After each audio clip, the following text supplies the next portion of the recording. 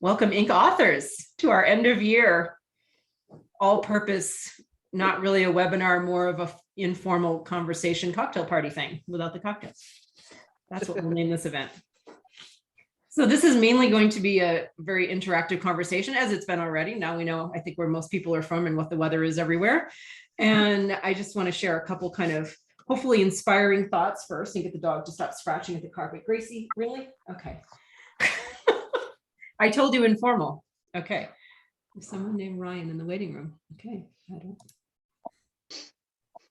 Then that is. All right. So I'm going to start with, make sure nobody else is there, a couple thoughts here that I have going into the new year, because there's only so much I can say about habits that I don't say every day on my podcast, Your Daily Writing Habit, and in my Writer Wednesday emails and everything else. Sometimes I try to have new ideas, and I had a new one today, and it was based on a quote from Mr. Rogers, from Fred Rogers, and here's how the quote goes. When I was a boy and I would see scary things in the news, my mother would say to me, "Look for the helpers.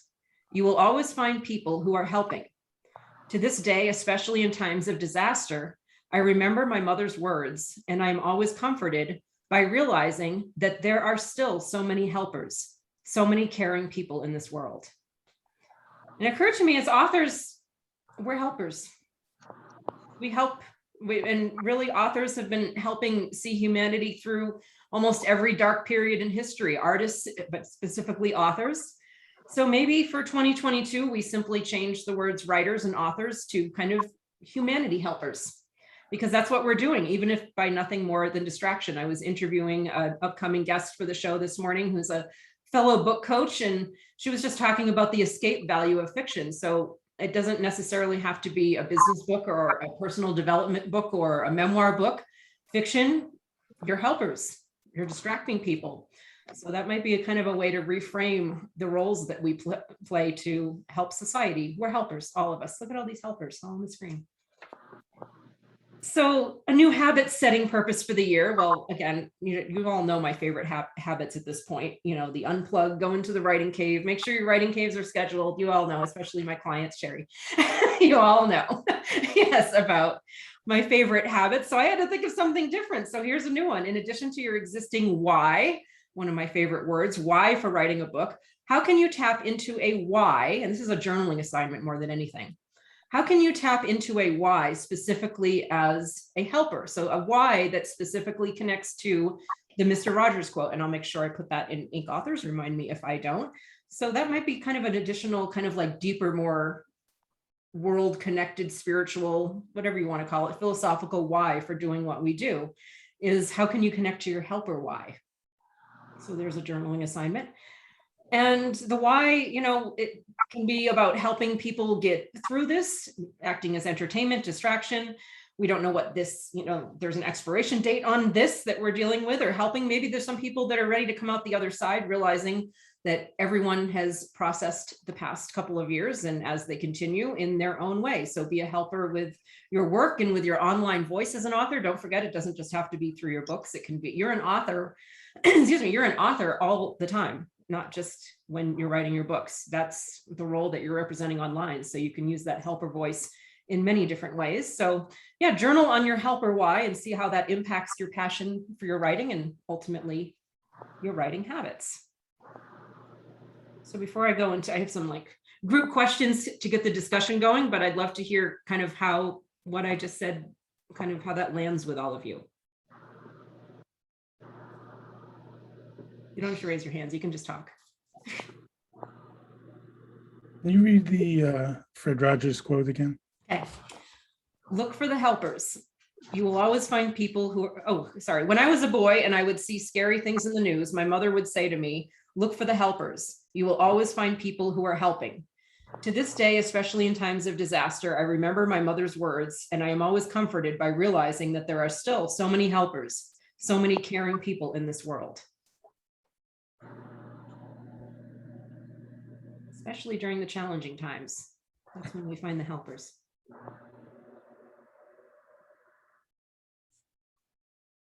I'm going to start calling on people in a minute.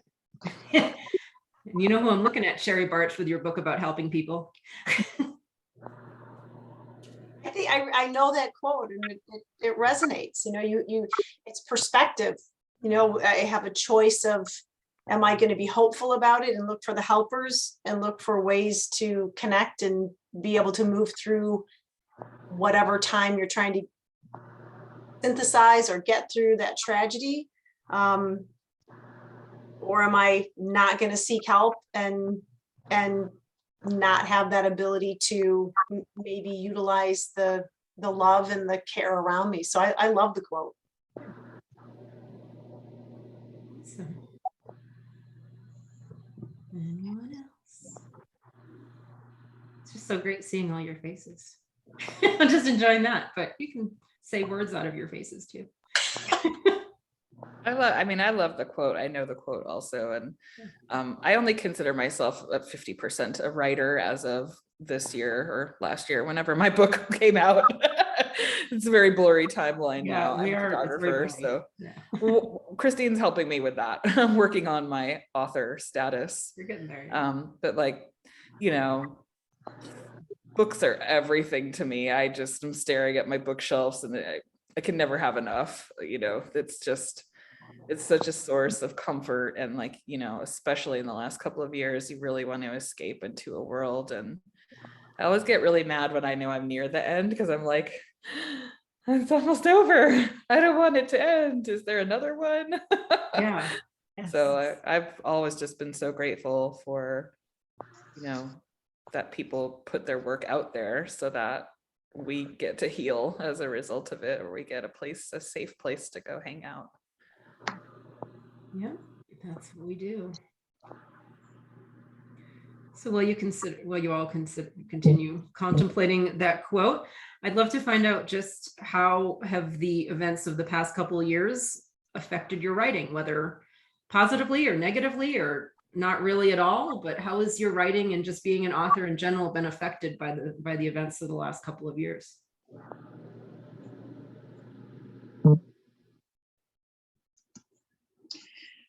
Well, I think I found you through the podcast, December maybe of 2019.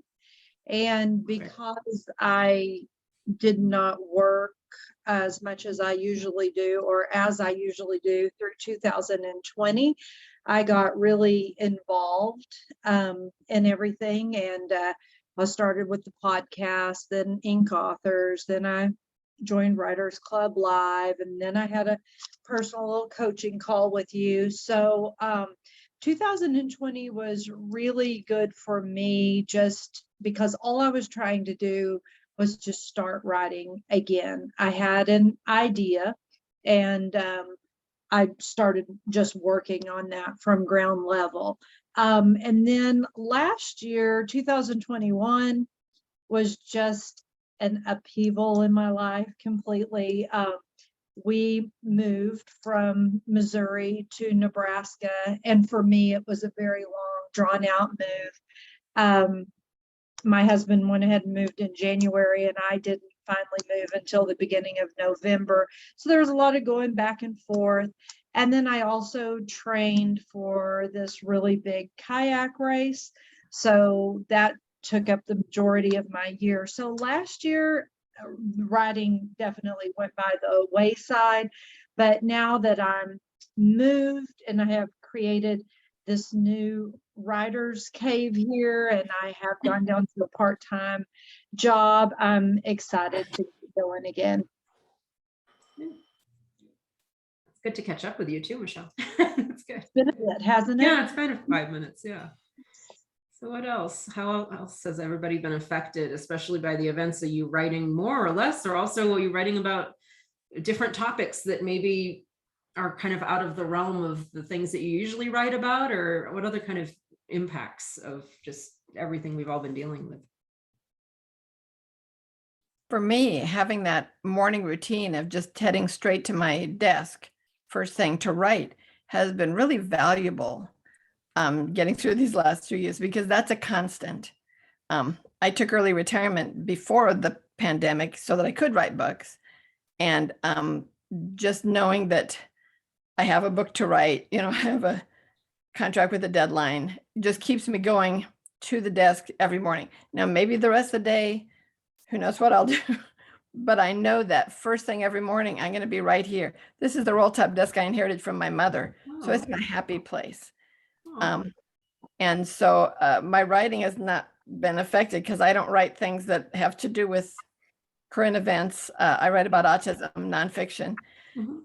I just turned in my 5th book to my publisher this week. Yay. So Wow, that's awesome. thanks. So that was kind of exciting. And now I've got that antsy feeling of what's the next book, Potato chips. Yeah. Can't just eat 1 or 5 in your Yeah. case. Yeah. I think it's the magic of that desk. It's pretty good. Yeah, I love the desk. And this has kept me sane. Writing. Just having a routine to write because the world is crazy. It's crazy. Thank But goodness for writing is here. I'm thankful for writing a whole lot. Anybody else want to share? Because I know there's been some new people coming in we're just talking about ways that the events of the past couple of years have impacted your writing, whether, habits wise, or Martina. Well, I know last year, am I unmuted? Did I unmute No, myself? you're good. Okay. I know last year when the pandemic first started, I just couldn't write at all. I did a lot of reading though. Yeah. I read 20 books last year, which was actually 21 books last year. Wow. But yeah, for like the first 3 months, I just couldn't write. So I, read and I did some drawing and then with helping my grandson with his online schooling, that took a lot of time too. So I could only write after he was done, after 3 o'clock, but then I got to go to work.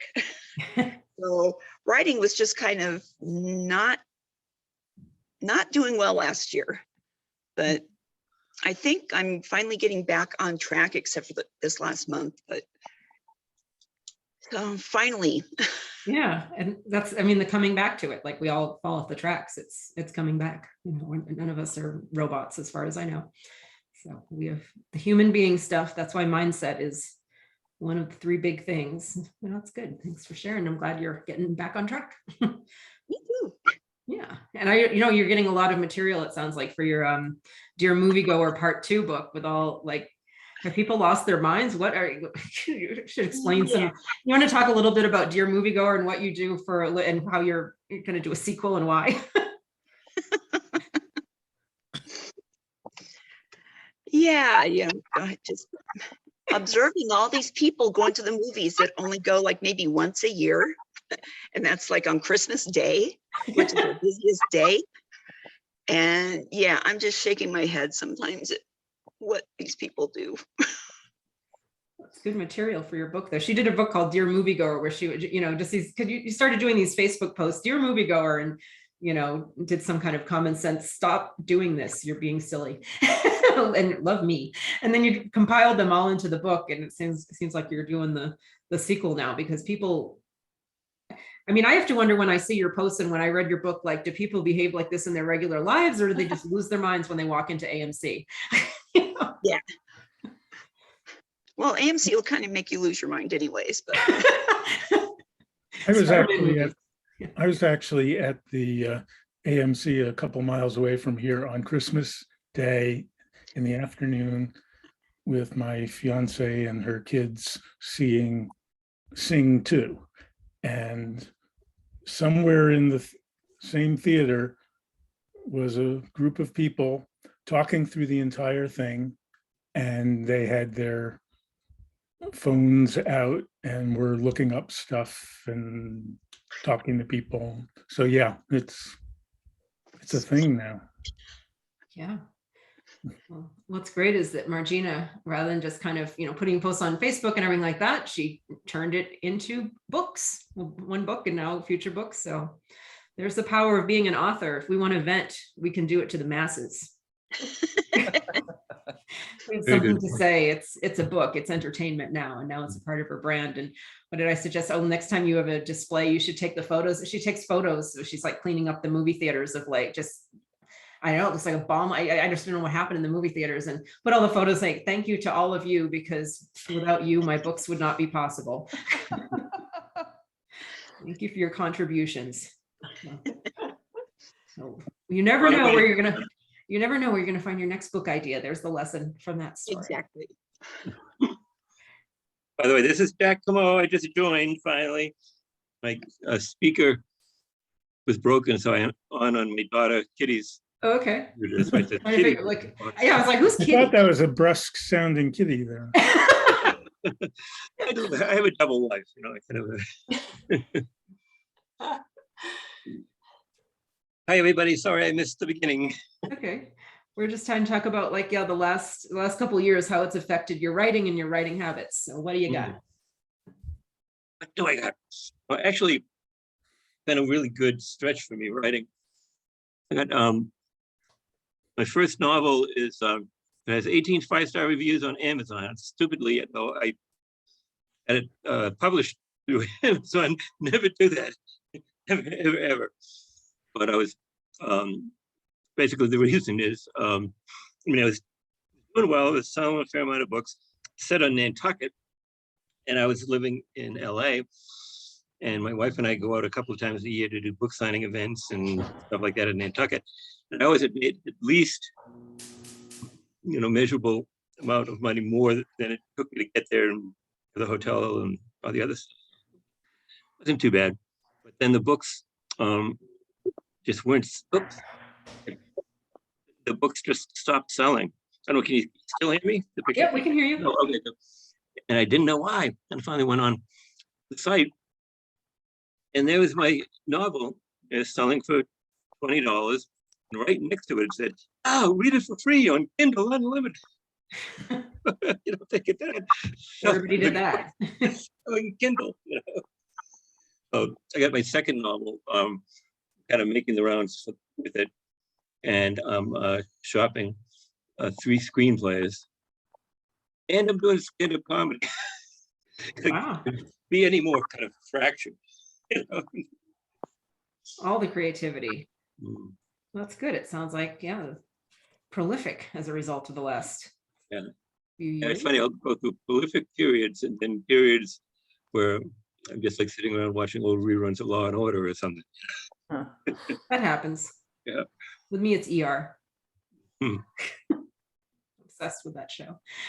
Me, it's I was writing guy medicine. asked New Orleans. So Yeah. I think I was writing medicine or something. I don't know. All right. So we've kind of covered that. And what kind of, I'm going to play with this one a little bit. So what kind of habits and goals are you all setting up for the new year, especially big habits that have worked for you this year that maybe you want to carry over to next year, which is next week? Yeah, let's see. Anyone want to take that first? I'll take it first. Yeah, Yes. you've got the mic.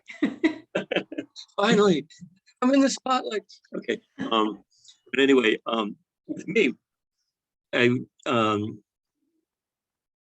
really had to learn to get writing certain time of the day. For me, it's the morning and stuff. Okay. And I'll write till like maybe 1 or 2 in the afternoon. And I might write later than that, but if I do, then it's bonus writing. I try and think of it that way. And all of my, especially my screenplays, they're all little known but true historical events. There's a lot of research shit that goes into it too. One of them is my screenplay about my all-time hero, Phil Oakes, very left-wing singer-songwriter from the 60s and early 70s. And so I've been working with his family and his friends and all the other musicians, folk musicians from the village way back then and stuff. So it's been cool on that stuff. Yeah. I think, Michelle, are you still working? Michelle's doing the same kind of thing, little known historical events. You still really? Yeah. Yes, yes. So I'm still, that is my biggest work in progress would be the Galapagos story. But, and then I've also come up with some ideas maybe for just little short stories. That's one of the things that's happened in the last couple of years with being involved with Christine and the group is that I kind of came up with a brand, if you want to call it that, of empowered and inspired. And my work life is health and fitness. So I've created an online group or two for that. But it's also about adventure and endurance sports, which is what my hobby is. And then books related to those things. So my online Facebook group, I mean, considering that I just kind of started it back when I started this group, it has done really well. And I've coached some online motivation programs. And of course, I've written a lot for that. I always kind of forget about that when we talk about writing, but also, you know, I've got my works in progress. I started a book club, an empowered and inspired book club, all that. Great. Because of your adventure book in the Galapagos. There you go. Oh, can anybody see me, or you just see a big black screen that says Kitty? in the middle? That's what we see. Black man with kitty.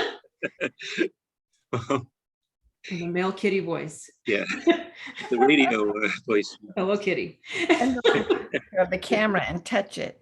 Yeah, well to see. We have a few people here. So what other, you know, I'm intrigued to hear more about habits that maybe a writing habit that you've just discovered this Well, year I- that really works for you and you're excited to carry it over to next year.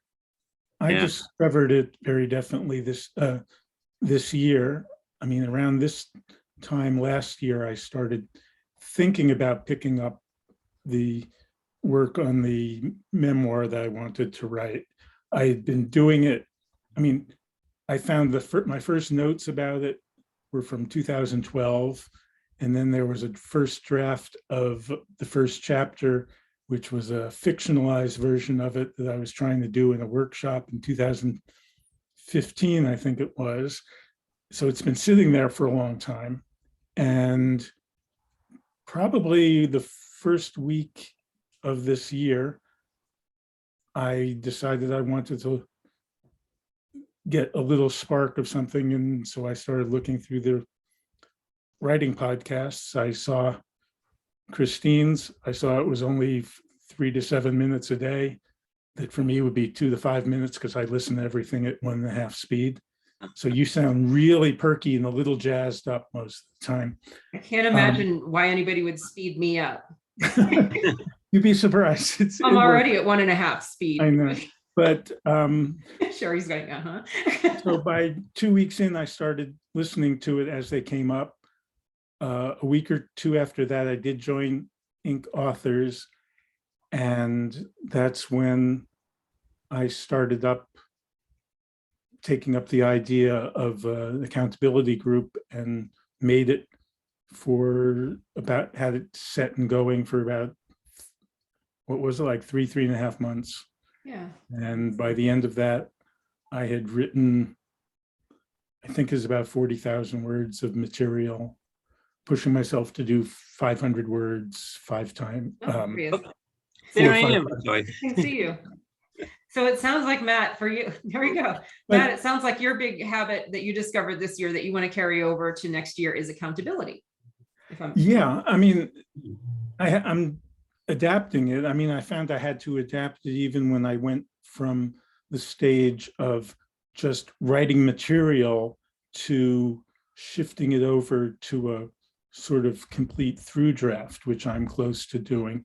And I'm trying to get myself as close as possible to having it looking 100% done, because I put myself up for talking to Christine about a planning session to start doing at least like 5 coaching sessions over the course of however many months it ends up, we end up doing that. So Accountability is it's a big- different sort of accountability at that Yeah. point. There's so many ways to get it through the group and Yep. through, you can find a writing buddy or coach or whatever. So that's a great habit. So what other, If What there's was- anybody here who wants to be a beta reader, I'd be more than happy to have you do so. It's actually short. I'm trying to keep it at about 200 fairly small pages. So Oh, yeah, I'd like to read it. You could do a trade. Yeah, that's Yeah. how most beta reading. I'm more than happy to do that. I mean, as far as my background for being a beta reader, I've been a writer since getting out of college 44 years ago. 40 years Um, ago. And I've been a writer and editor the whole time. Yeah. Written 2 novels, wrote 2 real estate books for some real estate association. So I think in terms of, as far as books, the writing and the structure of things. And I've been doing newsletter publishing for 30 years. So You guys should connect in the I'm group. very much Sounds like- interested. I mean, my literary side goes to, my fiction side goes toward the literary fiction, but one of the last workshops that I did a number of years back, the last person who was the instructor who came in halfway through the program was a romance writer who had published 52 romance novels, Wow. chugged them out at about once every 3 months. And she was very practical. It was a very interesting experience to be in that sort of thing, writing literary novel with a romance novelist whipping at you the entire time. So, half the class left because she took over the workshop halfway through, but I love that. So I enjoy that sort of process. So I'd be more than happy to Good. Yeah. to exchange with great. any. My second novel, right at that stage where I'm just circulating the manuscript to get some feedback and perspectives before I. Is that set on Nantucket as well, or is? No, that was just my first novel. His first novel was kind of a paranormal time traveling romance. So Nantucket lends itself to that kind of thing. I'm from Massachusetts. I know. Oh, really? Yeah. My second novel is set on the Maine an island off the coast of Maine, and has some subtle time traveling to it. So maybe this will work pretty well. Yeah, that sounds like a. You guys should Maybe, connect in the connect group. there, yeah. You should connect in the group, but yeah, definitely. Sure. So accountability, yeah, that's a great habit. I know I was just trying to answer my own question by thinking of the habit. I mean, I don't think we ever learn anything new, but we learn things that we needed to be reminded of. And my favorite thing is habit stacking or habit coupling or piggybacking or all the different ways, which is, when you're trying to add a new habit, find a kind of like a similar habit that already exists, or find something that you do in your day that's like solid that you can attach it to. Because it's really hard to have like a floating habit where you're just going to be like, I'm going to start writing my book at 6 a.m. It's like, well, what do you usually do around that time? I'm usually asleep until noon. Okay, that's not going to work. Find something that you do at 7 o'clock and attach it to that. So, and I've really created a lot of great new habits that way, just by, and it's almost like fun for me now. You probably, those of you who listen to the show, that habits are really fun for me. It's really weird how fun they are.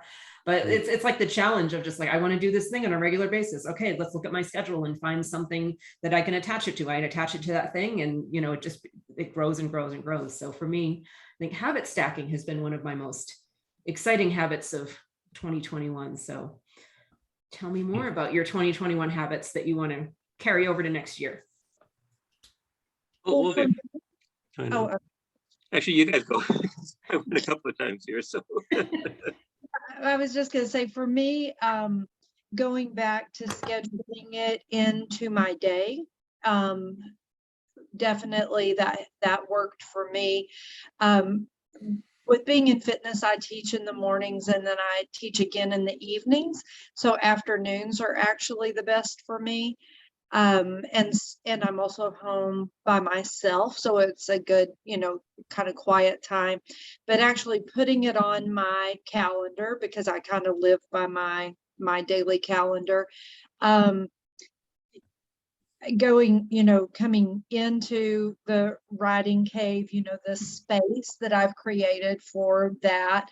I always used to kick that off by listening to the podcast, because that Christine's podcast, because that gives me great motivation, and it's short, and I can be kind of setting up while I listen to the podcast that just kind of primes the pump and then get started. And for myself, I think I'm going to try setting a timer. I bought this, well, actually I got my husband to buy it for me, but I got this hourglass because I thought it was pretty, but it's 30 minutes. And so I thought if I could start off with 30 minutes and use my timer and then add on from there. But just to start back and get back in the habit, I'm going to take it slow and break it down into little steps. Very smart. That's good. Good habits. For me, I'm gonna try and battle my incredible, how can I put it? Just the most disorganized person you would ever want to meet.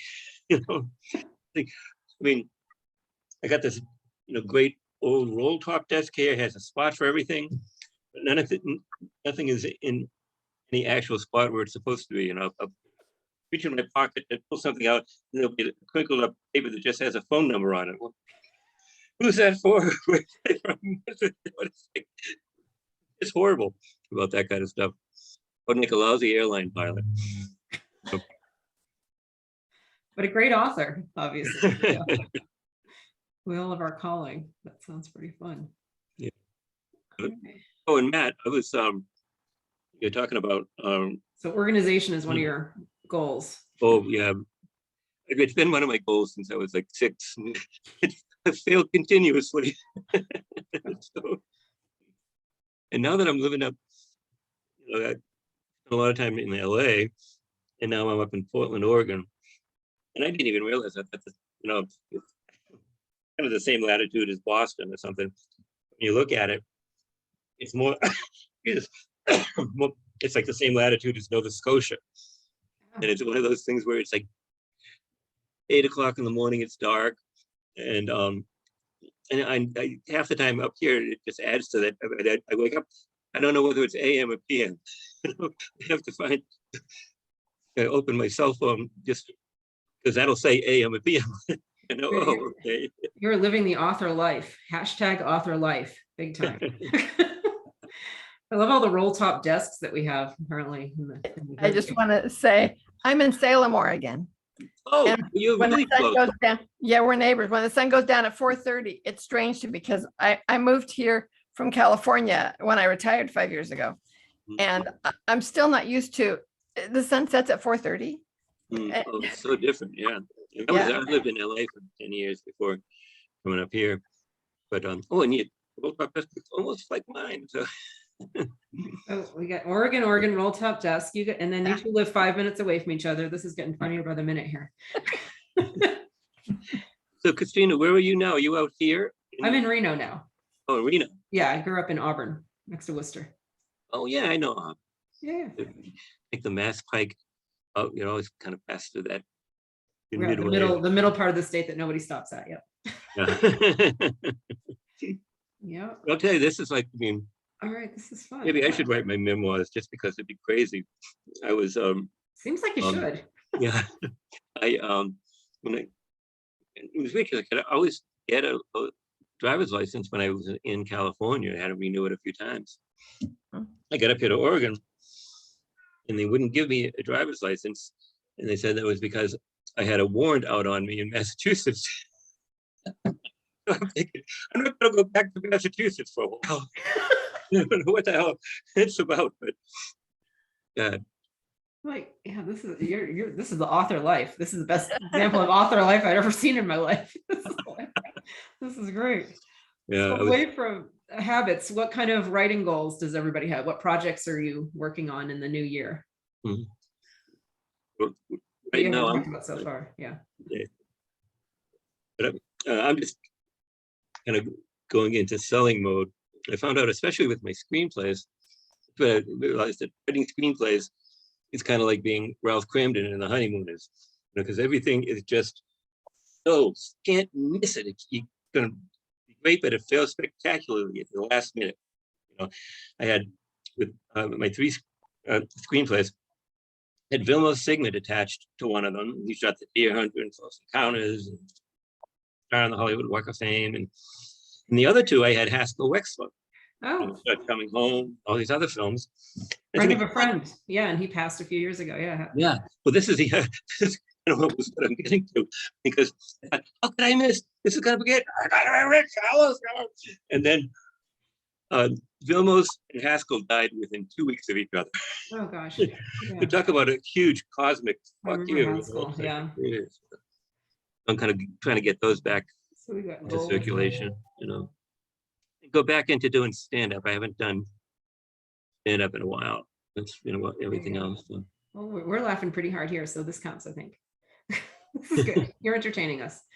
Oh, that's always good. So what other projects like Alan and Wendy and Regina, who else wants to talk about their upcoming writing projects? Well, okay, I'll go. Oh, I only write That's nonfiction. yeah. And it's all about autism. And in the 5 years since I've been retired, I've just written a book a year about, autism for teachers, autism for parents, for adults with autism. I feel like I'm on a roll for writing. Yeah. I have a publisher that it's a niche. So it's easier to find a publisher when you have a tiny niche and they are a niche publisher. And I love my publisher. They also publish Temple Grandin. Some of you might have heard of Mhm. Temple Grandin. Yeah. Famous autistic person. But I don't sell books very well. They keep giving me new contracts, but I feel like my books are just not selling very well. So this year I'm trying to learn more about marketing. It's not my comfort zone. Yeah. I'd rather just be Right. good at this, just keep writing. But I'm going to try to learn more about. I bought some books because I'm a writer, so if I want to learn something, I buy books. So I've got some books about marketing, and I started a Facebook launch group. My next book that I just turned in, the publication date is May 2nd. So I've got a group of mostly my friends and relatives, honestly, Mhm. who are in my launch team Facebook group, who are supposedly going to help me by reaching out to all the things I don't do. I don't do Instagram. I don't do Twitter. I don't do a lot of things. Yeah. And we'll see how that works. That's good. But I'm not a good marketer. And I worry that my publisher is going to start thinking, why should we keep giving you a contract every year? They've never complained. They're finding value, but no, I Well, like that's- that you're going outside your comfort zone, and that's outside the comfort zone, I think, for most authors. So you're not alone, and that's a great. One of my next questions I was going to ask is what kind of support you all need from Inc. authors, and if you want additional features to be added, and definitely your marketing challenges and questions and all that, because there are actual marketers and Inc. authors too. It's not just authors. Remember, we have a lot of publishing resources in there, so Oh, cool. definitely lean on Inc. authors for all the, especially when you're outside your comfort zone going, I don't know how to do this thing. That's me. That's really good to know. Yeah. It Thanks. is. I was everywhere I lived, and I was still in Boston. I was in a screenwriting group, and then I was in New York, and I was in one, and I was in one in LA. But then up here, and I guess it's because of the pandemic too. It's like, no groups that are actually like meeting in person at all, which is kind of like to Yeah. get a little, posse together here somehow. Yeah, we have a Inc. authors posse, but Alan, I know you were chiming in before on what project you're going to be working on next year. Well, I don't really class myself as an author. Okay.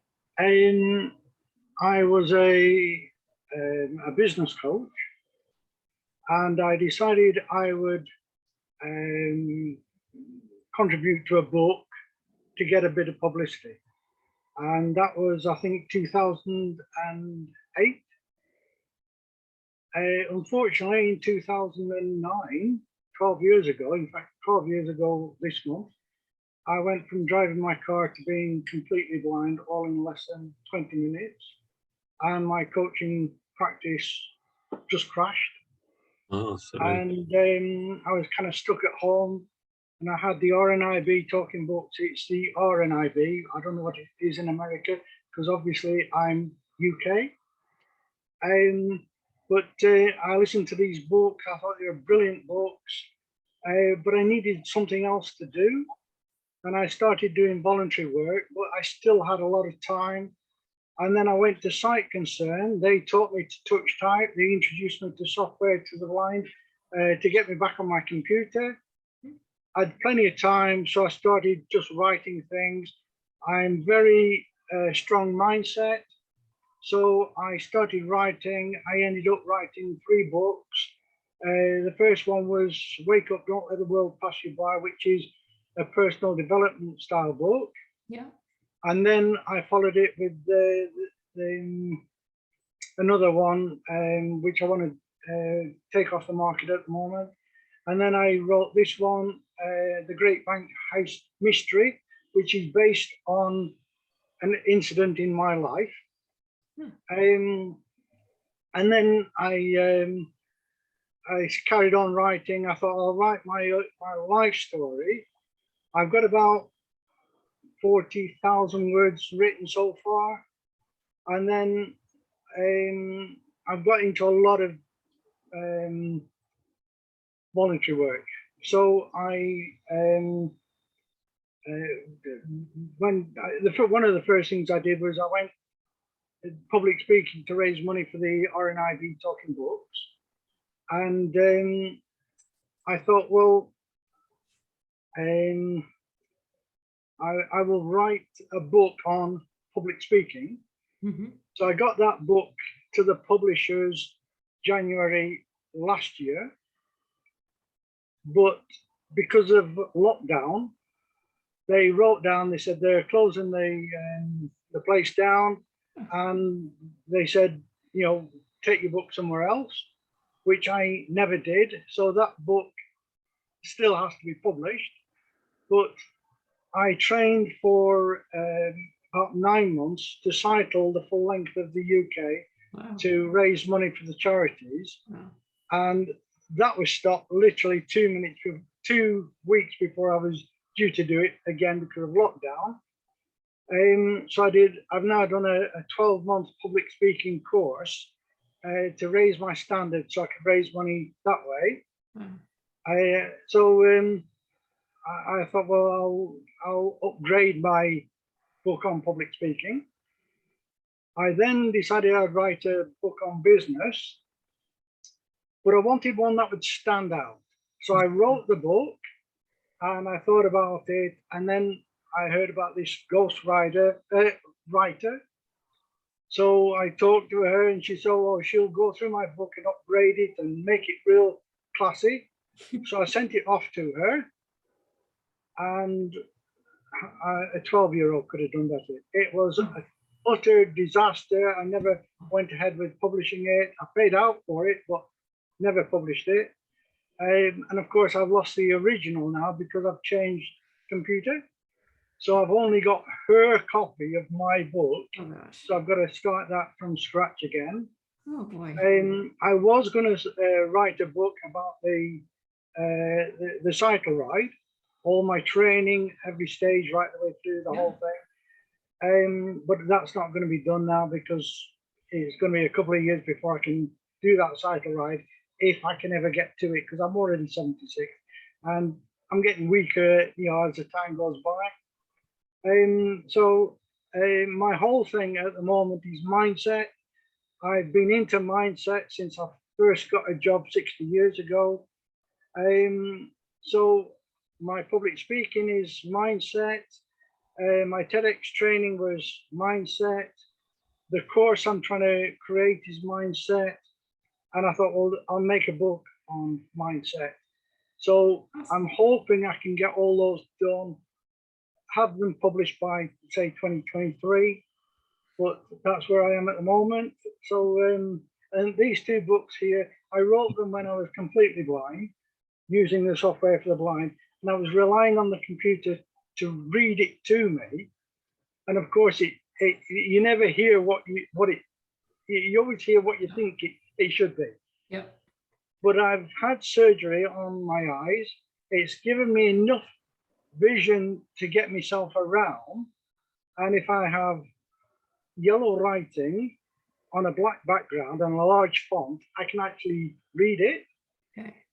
So I went through my books and I realized they were just full of mistakes. So I've corrected the mistakes on these 2 books and I had those 2 republished. But it's a long process. But like I say, I only did it because I've had a lot of disasters in my life.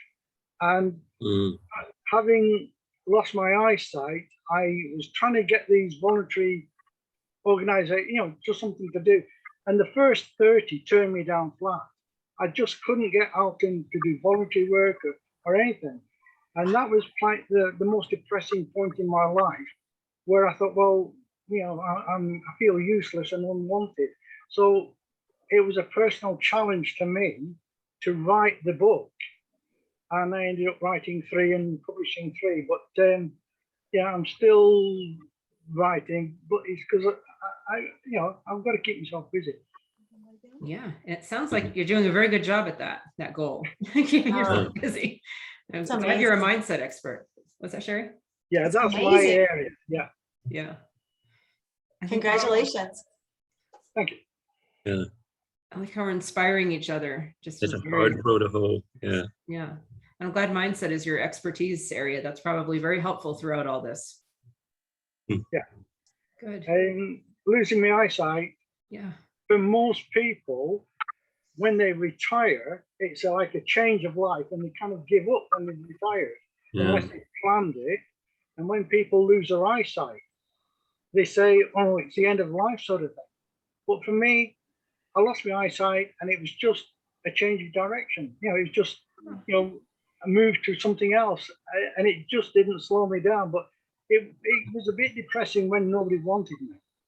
So I had to push myself in a new direction. And that's really why I started writing the book. And that's a real voyage of discovery when you have to do that kind of a thing too. Yeah. I'm worried.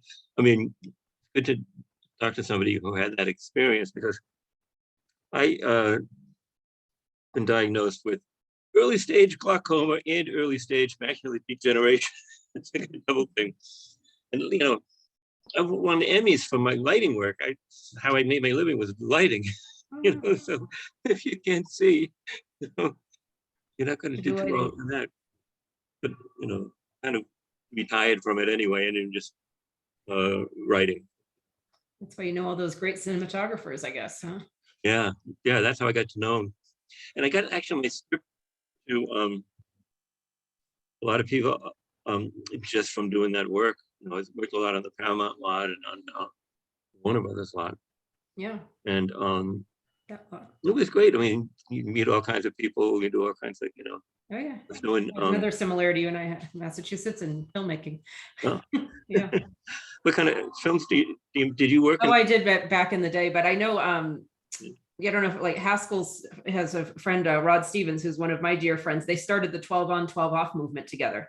Oh, I don't know if you heard that. So that That's was good. yeah. So I want to find out, because we have a few minutes left here, in terms of the Inc. authors group, what kind of features, or I guess features is the only word I'm looking for, would you like to see for 2022? Like, how can the group be more supportive of your writing goals?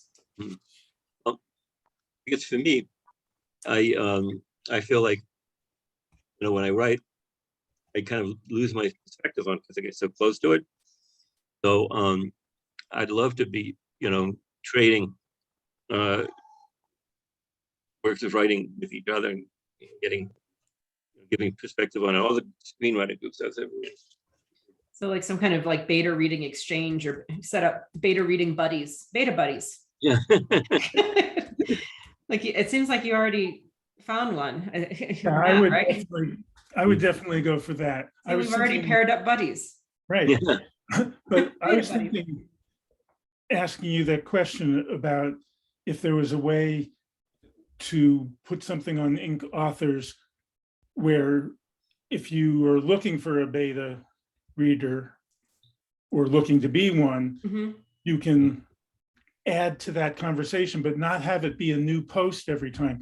Yeah. The biggest problem for me, with the ink author's scroll, is Yeah. that things just basically disappear into the past. Yeah. That can be kept as something that's always updated, that if nobody says anything after a week, you would just chime in and say, here's this, this week, anybody looking for it?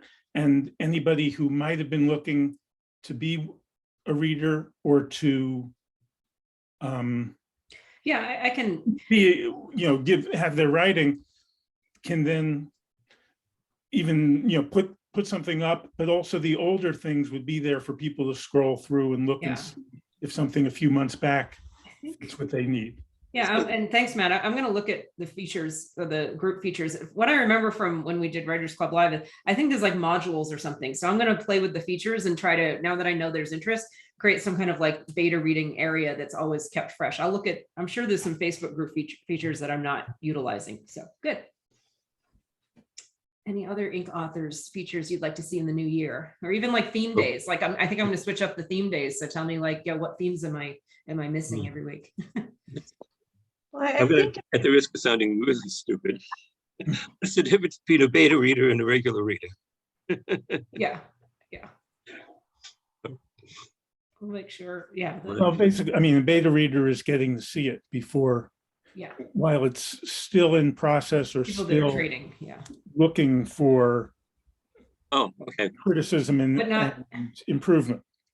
Yeah. And it's Yeah. more just, it's peers, it's peer review. It's not really, Yeah. like something like hiring someone like me where you get like a whole analysis or whatever. So it's like the thing that a lot of people like go to beta readers and then they come to me for the, the final analysis. So I'll look at the features and I'll play with that. Michelle, you, I think, had a suggestion? Well, I was just going to bring up what we had talked about, maybe bringing back the co-working sessions in some capacity. Yeah. I know that was way more helpful to me than I ever imagined it would be. I was like, why do I need to sit here for 2 hours, with us all working when we're on camera? But it really did help me establish a good, healthy habit there. So I didn't know if there was a way we could do that through ink authors, maybe just amongst ourselves where you didn't Yeah. always have to be there. Yeah, I think, if you all are okay with, I can create a Zoom room and open it. I think Saturdays seem to work for a lot of people, like Saturday, everybody nod or go like that. Yeah. For me, Okay. That seemed to be, because as soon as I switched it to weekdays, everything fell apart. But Just that's because why I was think involved that- and I didn't have weekends available, but no, I'm happy to open up a Zoom room on Saturday. So I'll get that discussion going and vote on a time. Wendy, you had a thought on that? I just, a quick recap of what is this thing? Oh, co-working. It's like, yeah, it's exactly what it sounds like. It's working with other authors, but on like if we were all just going to sit here on camera and mute ourselves and write. So Oh. we'd see your back because you'd be looking at your roll-top desk. So, Back in the chair. but it's the idea of the accountability of, it's like the next level up from scheduling your writing cave on your calendar. Well, now there's like a whole bunch of people making sure you show up. Well, there's like peer pressure to like, you're going to go to co-working and you really make sure you show up for your writing cave. So it's the next level of accountability versus kind of self-scheduling your writing caves and doing them by yourself. Now you have people's faces on the screen, as Michelle said, and everybody's writing. That's a cool, unique idea.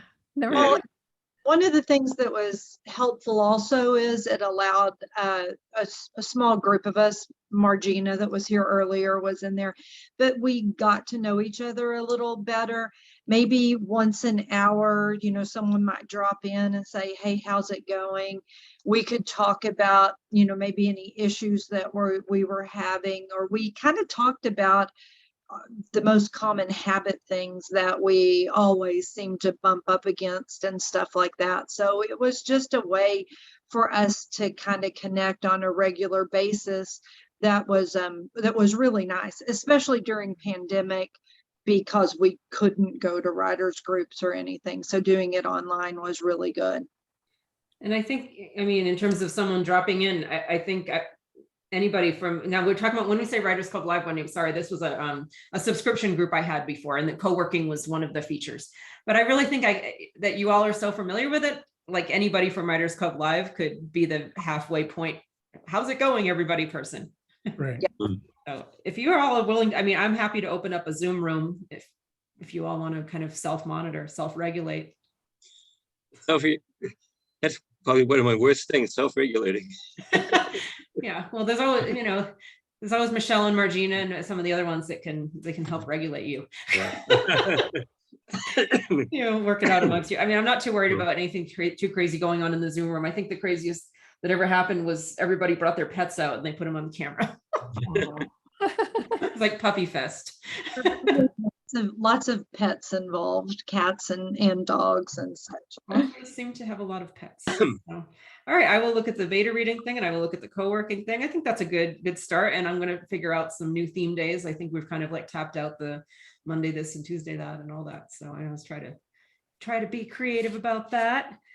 And then Matt mentioned something earlier. I just wanted to follow up on like the coaching, how he's going to be kind of like pre-purchasing coaching blocks of time with me. That's actually in hopefully the next few weeks, depends on my website person. I'm actually going to be selling blocks of time that you can purchase with me, like pre-purchase through my website. So I'll be talking about that in Ink Authors. Just want to give you a heads up. That is coming to my website. And that's just in relation to, because what I've always done is a full, like, Sherry's one of my coaching clients, like a full, 6-month, coaching program. And I realize like some people maybe just need like kind of like an a la carte option. So I'll be selling blocks of time. So, and you can do whatever you want with your blocks of time, whatever I'm able to help you with. That sounds great. It's nice. Yeah. Yeah, so I can look at your work or we can talk live or a combination of those two things. So that is coming soon to the website. And I think we covered all the things.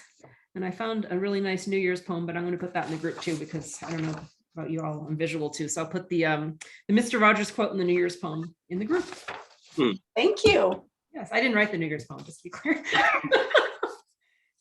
It was nice to meet all of you and connect some faces with some names. And Yeah. I'm looking forward to being held accountable and maybe joining some groups. And Matt, I'll see you for a Butterburger maybe sometime. That's great. Possibility. Yeah, I think the co-working will help with the accountability. So we'll get that going. So thanks for the input on all that. Appreciate that. Appreciate, seeing names with faces, everything Sherry just said. So happy New Year, everybody. Oh, yeah. Bye. All right. Bye-bye. Be in the group. Bye. Yeah. Bye. Oh, yeah, and Matt, we should figure out a way to trade our, Yeah, do you I have have your email or? when do you meet up in the group? Huh?